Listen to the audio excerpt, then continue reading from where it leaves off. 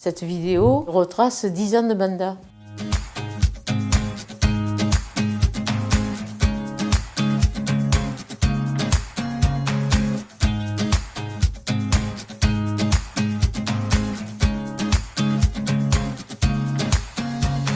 Je vous souhaite les meilleurs vœux pour l'année 2019.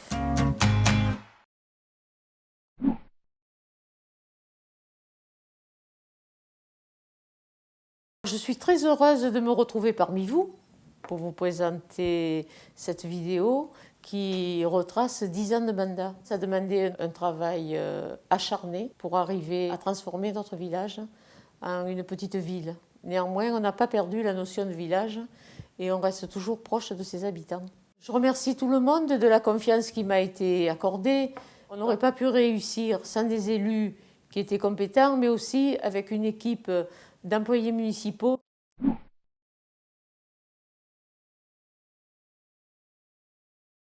Alors en matière de finances, les dépenses de fonctionnement sont faibles.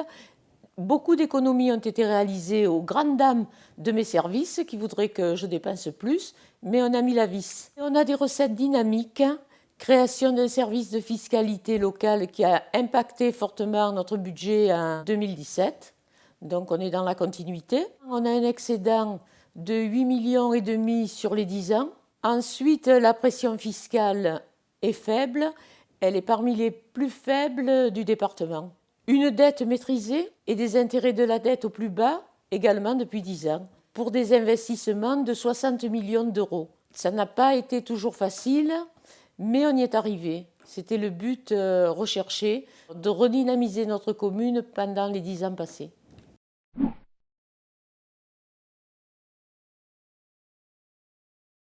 L'exemplarité des services municipaux, due à la mise en place en 2014 des entretiens professionnels d'évaluation, de la mise en place aussi du service indemnitaire au mérite et la modernisation des procédures administratives par leur dématérialisation. De même, il a été instauré un contrôle interne de gestion pour la téléphonie et pour les carburants. Et c'est à ce titre qu'il a été installé un logiciel de contrôle de déplacement du parc automobile. Seule Madame le maire bénéficie de véhicules de fonction, les autres élus n'en disposent pas. Nous voici enfin dans le service comptabilité, le service des finances, où je tiens à attirer l'attention sur la transparence des comptes publics qui sont publiés chaque année sur le site internet et qui sont consultables en mairie pour celui qui le souhaite.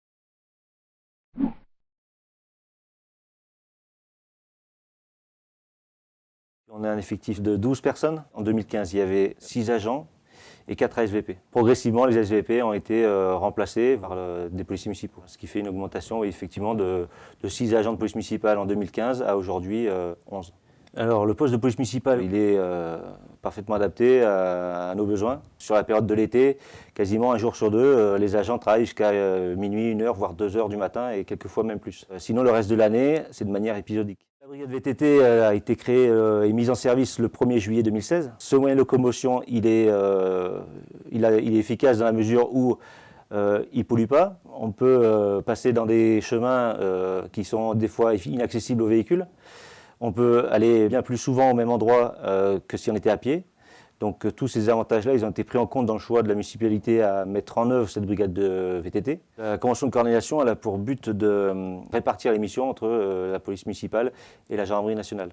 À cette convention, elle est signée entre le préfet et le maire, après avis du procureur de la République. C'est l'occasion de faire venir ces autorités pour finaliser le document qui est travaillé en amont avec l'autorité municipale.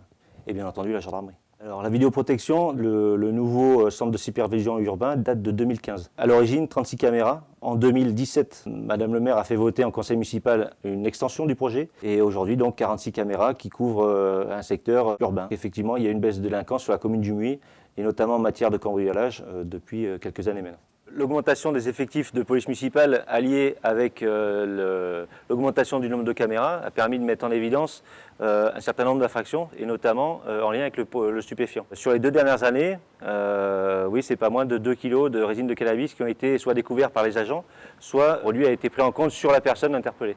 Toujours dans le cadre de la modernisation des services, Madame le maire a décidé d'augmenter les moyens humains mais aussi le matériel en conséquence. Et à cette occasion, le service a été doté d'un véhicule neuf. On a modernisé l'armement. Désormais, les agents sont équipés d'une arme semi-automatique de calibre 9 mm.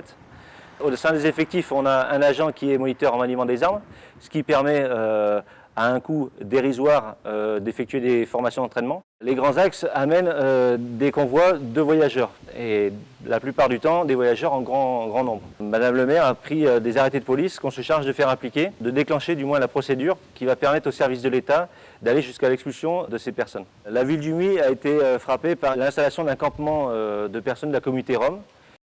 Madame le maire, sous son impulsion, a sollicité les services de l'État pour mettre un terme définitif à cette occupation.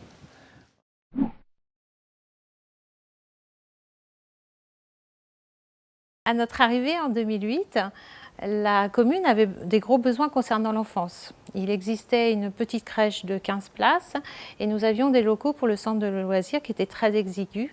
Nous avons repris les plans avec l'architecte et avons pu installer une crèche de 40 places, le centre de loisirs et le pôle adolescent.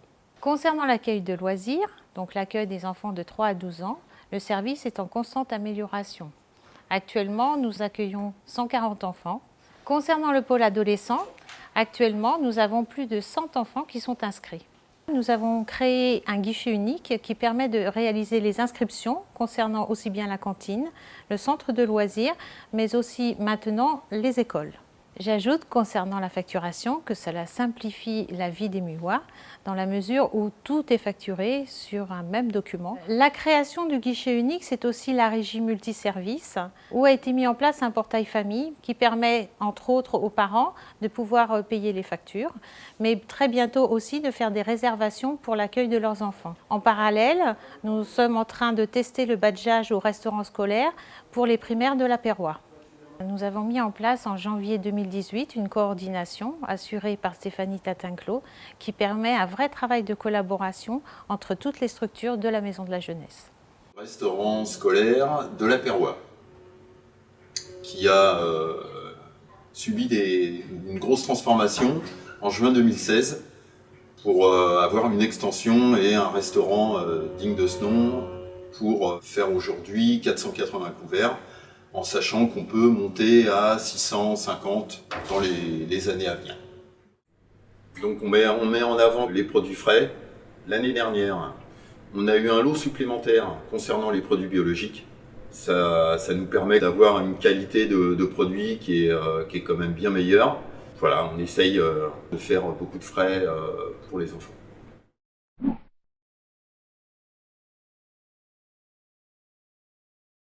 Nous avons commencé les travaux concernant les activités sportives par la réhabilitation de la salle des Jonquières en un espace dédié aux arts martiaux. Nous avons créé le terrain multisport sur ce site du Jardin de la Tour. Nous allons développer un espace pour les enfants et les familles sur ce site en aménageant une balade qui reliera le parking du Roucas au parking Saint-Andrieux et qui sera aménagé avec un espace de fitness, un accès libre en plein air et des jeux pour enfants. Nous avons ensuite rénové le skatepark où nous nous trouvons aujourd'hui. Nous avons aussi créé un city-stade à côté de la Maison de la Jeunesse sur le site de la Pérois et à côté du collège et des 2 terrains de foot et de rugby. La communauté d'agglomération a financé pour hauteur de 1,5 million les nouvelles vestiaires du club de foot et du club de rugby. Nous avons réaménagé la base Louigo et nous accueillons sur le lac du Rabinon l'espace de Wake Park. Nous avons aussi rénové le stade de tir à l'arc.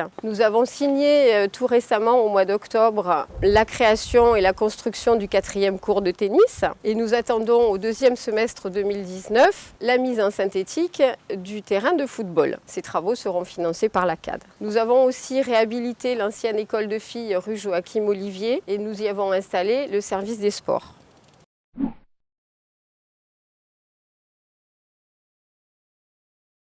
Nous avons inauguré au printemps 2016 le Moulin de la Tour. Monsieur Jean Bertrand, qui est conseiller municipal, a pris en charge l'organisation des expositions tout au long de l'année. À côté du Moulin de la Tour, le musée de la Libération a trouvé toute sa place grâce aux bénévoles de l'association FRAM 44 qui a développé ce musée de la Libération auquel la commune est très attachée. J'ai la chance de bénéficier sur la commune d'un tissu associatif dense qui propose un panel d'activités variées et de nombreuses associations. Alors nous avons la chance d'avoir sur la commune un comité des fêtes très dynamique dont le président est M. Eddy Barré et qui est aussi conseiller municipal. Donc je lui cède la parole pour dire quelques mots sur les festivités qu'il nous programme tout au long de l'année. On commence notre saison à partir du mois de mai, c'est-à-dire pour la fête de la Roquette. On enchaîne ensuite pour le vide-grenier, on fait la fête de la musique, on fait les chorales. Et après, bon, bien sûr, il y a la tournée estivale à Route 83, puis la fête locale qui est vraiment une fête, je pense, très réussie. Et après, on attaque avec les festivités du débarquement de la ville du Muy, c'est-à-dire avec défilés militaires, largage de parachutistes. Nous avons aussi concerts et feux d'artifice. Les festivités du 13 juillet et du 14 juillet avec notre bal des pompiers. Et bien sûr le feu d'artifice du 13 au soir avec du 13. Un grand orchestre. Le cinéma en plein air également au mois d'août. À l'automne, on enchaîne avec des vides-greniers. Des vides-greniers et on continue avec une manifestation telle que le Beaujolais. Après on fait une manifestation de country. Et après, pour les fêtes de Noël, on a le cirque de Noël, on a le Père Noël et le motif de Mickey. Nous avons pas mal d'animations et le grand réveillon.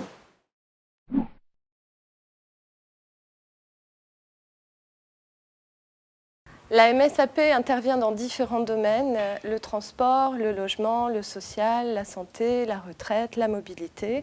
On accompagne tous les publics dans leurs démarches administratives et en ligne. Inaugurée en 2017 et il s'avère qu'elle est très utile pour le public muyois. Elle a été créée grâce à une subvention de 35 000 € de l'État et 10 postes informatiques sont à la disposition des usagers.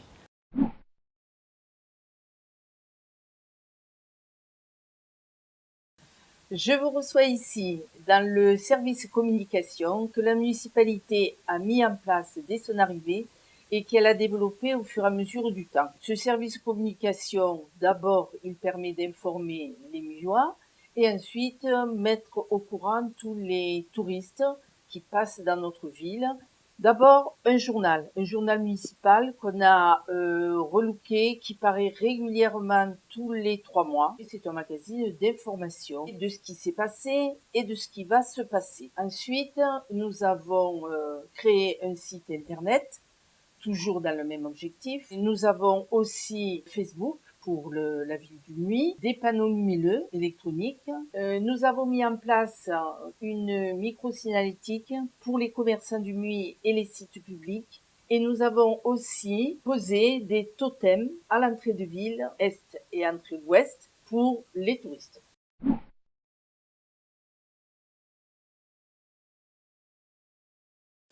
Alors, 10 ans de rénovation intensive des bâtiments communaux. Nous avons rénové l'ensemble des toitures des bâtiments, hôtels de ville, mairies annexes, l'ensemble des groupes scolaires. Le bâtiment où nous trouvons, le Moulin de la Tour, qui a été rénové, qui est le dernier des bâtiments rénovés, qui comprend au rez-de-chaussée une salle d'exposition. Au premier étage, nous nous trouvons l'école de musique communautaire. Et au deuxième étage, ça a été mis à disposition avec participation du conseil départemental pour accueillir la PMI. La maison des associations a été aussi réhabilitée au cours du mandat.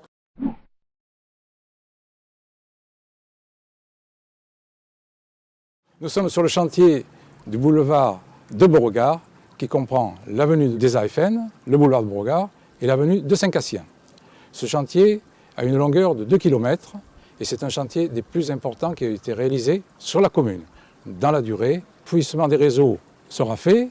On va profiter de l'animation de l'eau pour que le busage soit de dimension suffisante pour que l'eau s'écoule normalement. Et la sécurité de la circulation sera effectivement assurée par des plateaux qui permettront la limitation de vitesse. Et les travaux de Saint-Cassien seront faits en 2019. Alors nous avons également le boulevard de la Libération qui a été initié, dont les travaux ont été initiés par la municipalité et qui a été réalisé par le conseil départemental. Et ce boulevard permet, de par sa conception, une fluidité au niveau de la circulation.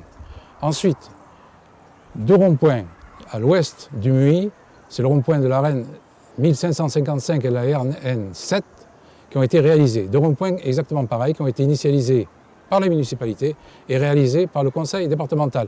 Et ces 2 ronds-points ont permis la suppression d'un carrefour qui était tout à fait accidentogène. Alors, la municipalité a souhaité augmenter le nombre de places de parking sur la commune.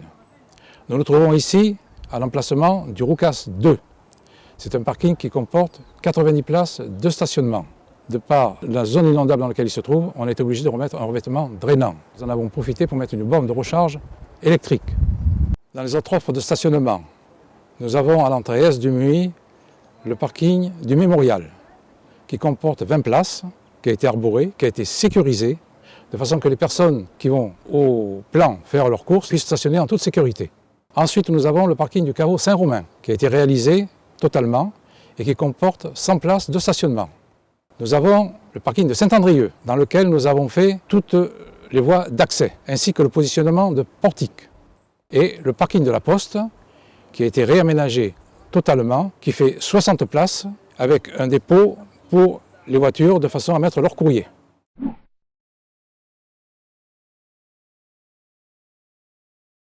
Nous nous trouvons dans les locaux de l'urbanisme qui ont été entièrement rénovés. Ce service comprend 6 agents. Voici le résultat de 7 ans de travail. Le plan local d'urbanisme.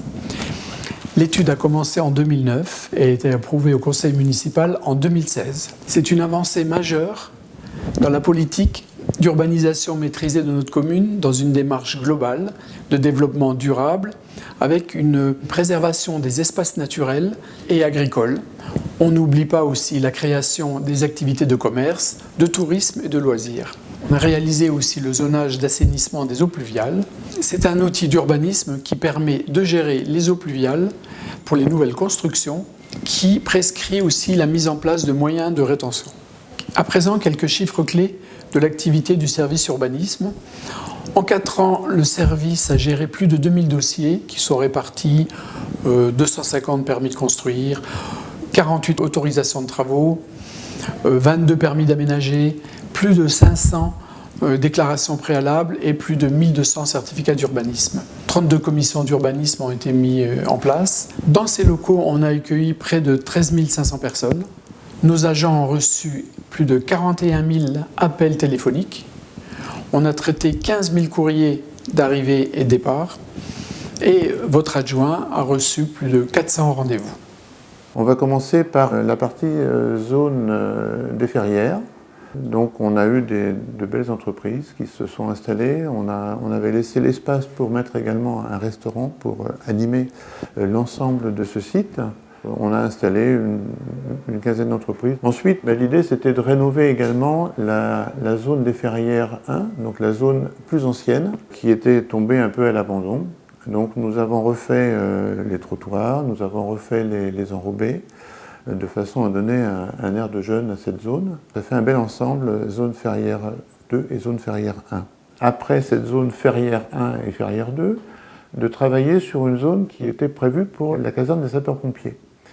Cette caserne, on a décidé de l'installer ailleurs pour que ce soit plus commode et plus facile d'accès pour les pompiers. Et cette zone est urbanisée, on a décidé d'en faire 5 lots. On a viabilisé le terrain et on commence à installer les entreprises. Alors l'opération de viabilisation de cette zone des Ferrières a été un élément intéressant sur le plan finance de la commune puisque ça nous a rapporté aux environs d'1,2 million d'euros. Bien, on vient de parler du passé, un passé plutôt sympathique. Maintenant, parlons de l'avenir. Donc, nous sommes sur une zone qui fait 90 hectares au niveau du Colérédon, qui est une zone importante, sur laquelle notre plan local d'urbanisme et le schéma de cohérence territoriale ont travaillé également. Et des études sont en cours menées par l'agglomération dracénoise sur ce projet.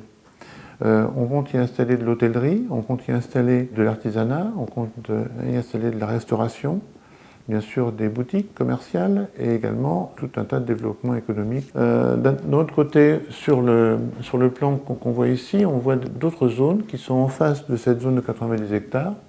Et ces zones, on y travaille également et des projets sont en train de voir le jour où on va développer sur la zone 3AU qui apparaît sur ce document une vingtaine d'espaces pour mettre des entreprises également, et des petites entreprises et des artisans. Je voulais parler également maintenant du fonds d'investissement qui concerne les artisans et les commerçants. Ce fonds d'investissement est un fonds qui est destiné à aider les commerçants et les artisans qui sont dans le centre du Muy, sur une zone déterminée, pour améliorer l'accès et la devanture de leur boutique ou l'accès aux personnes à mobilité réduite. Donc on a parlé de beaucoup de projets, mais il y en a un qui nous tient particulièrement à cœur, c'est celui du pôle de la mode et du design. C'est un projet qui est important pour la commune, puisque c'est un projet qui va nous générer 1 millier d'emplois, 500 directs et 500 indirects. C'est un projet qui consiste à installer une centaine de boutiques de très haut de gamme. Donc voilà, c'est un projet important. Donc pour l'instant, il y a un permis de construire qui vient d'être déposé. Nous sommes en procédure d'agrément et donc on espère que tout ça va déboucher assez vite.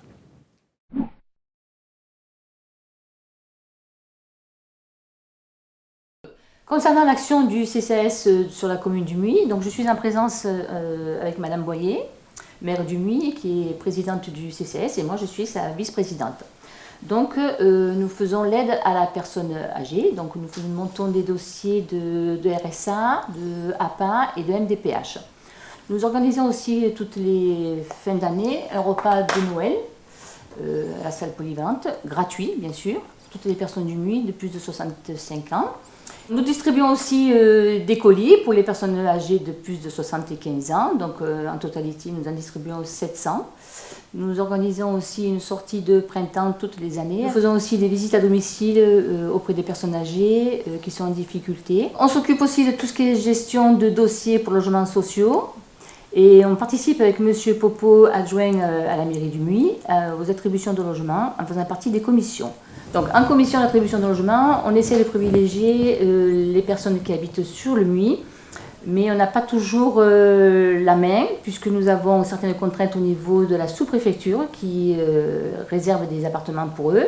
Nous avons aussi des réservations du 1% patronal et nous avons aussi des réservations de la CAD. Je voulais simplement rappeler que la commune a été carencée depuis plusieurs années parce qu'elle manquait de logements sociaux.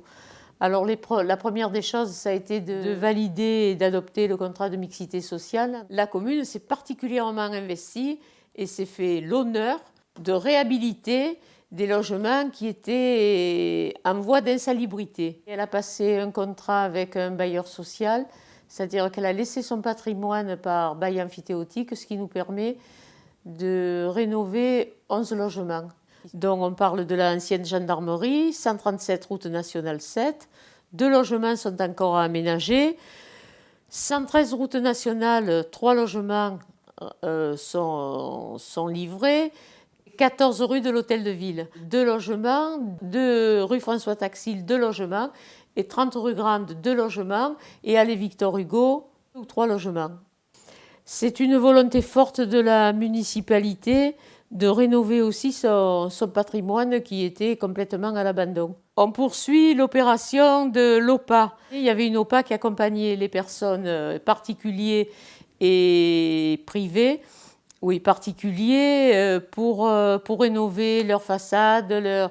Cette opération s'est terminée il y a 2 ou 3 ans et aujourd'hui, elle vient d'être reprise dans le cadre de l'intercommunalité. Le projet de la closerie, qui a bien marché, c'est 376 logements, dont 139 destinés au logement social.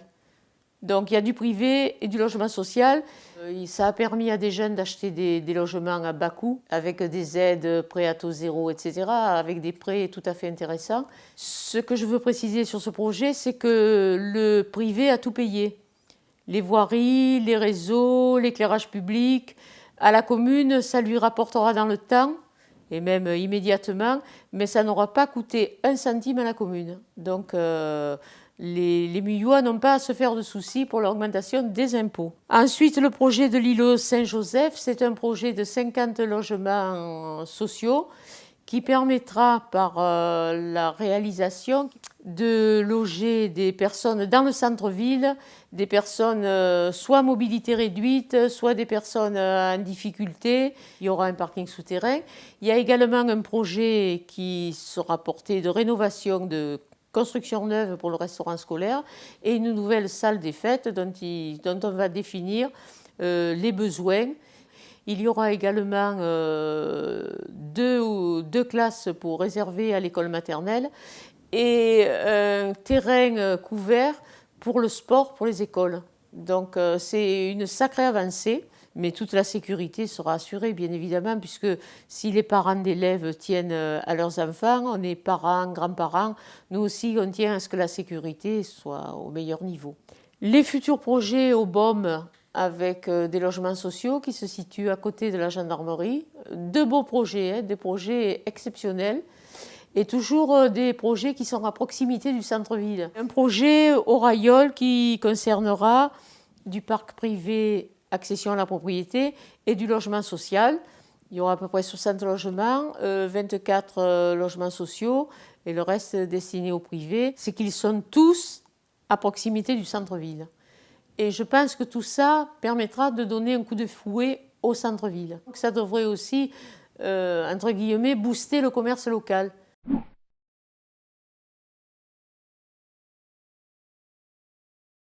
Au Muy, le quartier politique de la ville, qui concerne le centre ancien et qui regroupe 1600 habitants, a une moyenne de revenus qui est entre 600 et 700 euros. Ce bureau d'information jeunesse, donc, comme le nom l'indique, travaille pour les jeunes.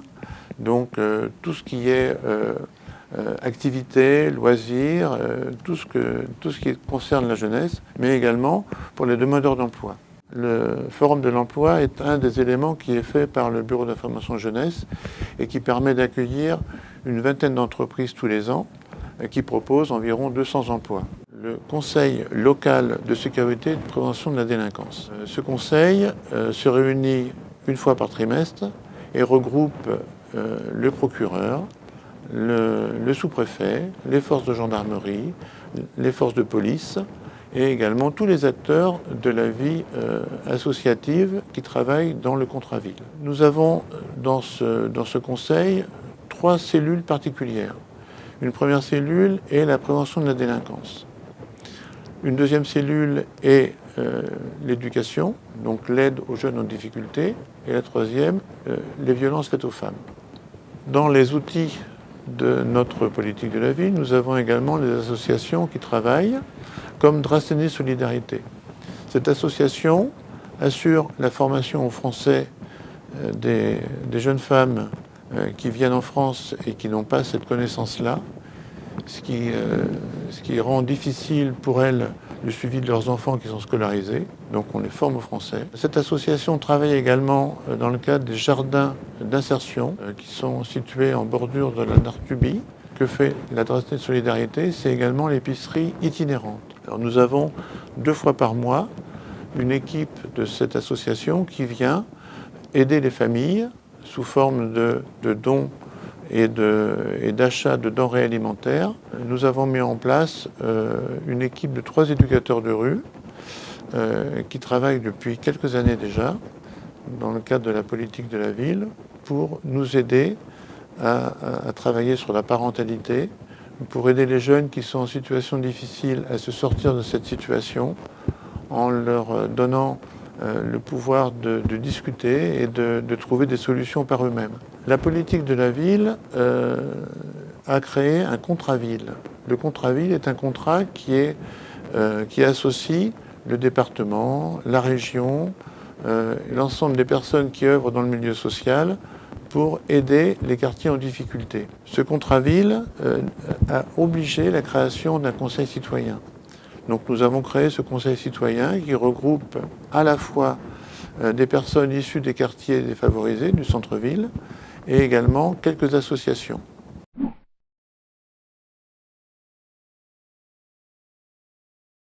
Alors en matière d'environnement et de cadre de vie, Nous avons réalisé ce qui avait été imposé, une station d'épuration de 18 000 équivalents habitants, dernière technologie, système membranaire, pour la bagatelle de 8 millions d'euros. Nous avons créé un service environnement qui a été chargé de gérer de très nombreux dossiers, parmi lesquels mise en place du règlement de publicité. On a été, je crois, les premiers à le créer. La mise en place d'appareils photo contre les dépôts sauvages avec une verbalisation, ce qui a été dissuasif pour beaucoup de responsables. La mise en place d'un point d'apport volontaire avec des containers enterrés et semi-enterrés dans différents quartiers, c'est en cours et ça va continuer. Ensuite, une campagne de stérilisation pour les chats avec la fondation de 30 millions d'amis. Concernant le cadre de vie, on s'est attaché à la propreté de la ville avec constitution d'un service spécifique. On a triplé les effectifs avec du nouveau matériel, balayeuses, souffleurs, tout le matériel adéquat pour nettoyer l'ensemble des rues et du matériel adapté. Des efforts importants en matière de fleurissement et de qualité de mobilier urbain. Du comité communal des feux de forêt, très actif en période de risque. Et nous construirons avec l'Office national des forêts une vigie pour les risques incendies.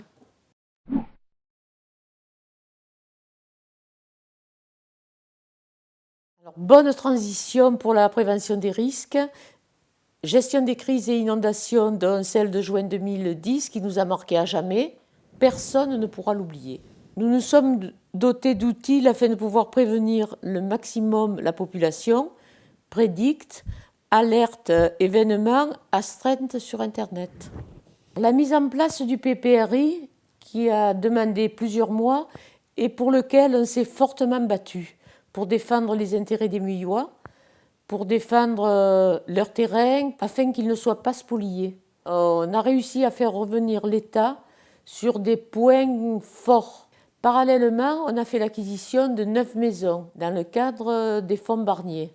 Donc ces 9 maisons, elles ont été acquises et démolies par les services de l'État, ce qui a soulagé de nombreuses personnes et qui ne les a pas spoliées. La création d'un syndicat mixte de l'Argent, dit le SMA, il a été créé pour le fleuve l'Argent, pour le gérer, et pour tous les affluents de l'Argent.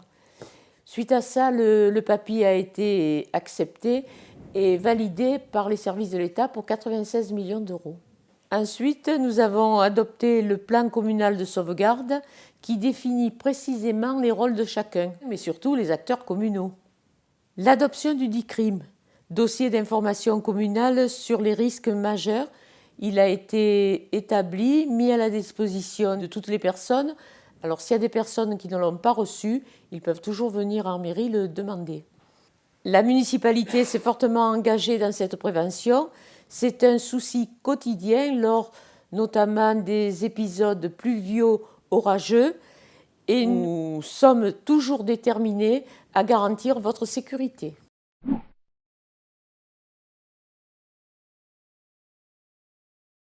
Pour conclure, je vous remercie de votre attention. Soyons fiers de notre commune. Je crois plus que jamais à son avenir. Elle a les atouts pour réussir et elle le réussira avec l'appui de vous tous. J'espère que vous avez passé un bon moment et je vous souhaite les meilleurs vœux pour l'année 2019.